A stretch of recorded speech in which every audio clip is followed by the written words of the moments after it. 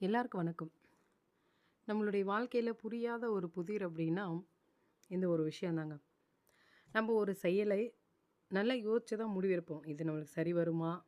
இது நமக்கு நம்மளுடைய தகுதிக்கு ஏத்ததா? நம்ம திறமைக்கு ஏத்ததான்னு சொல்லி, நல்லதா, கெட்டதான்னு யோசிச்சு தான் நம்ம ஒரு நல்ல செயல தான் தொடங்குவோம்.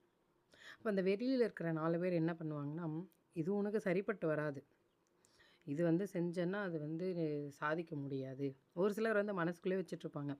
அது சரி வரலன்னொன்னே, நான் அப்பவே நெனச்சேன், ஆனா சொல்லலன்னு சொல்லி, அவங்க ஒரு பக்கம் சொல்லுவாங்க.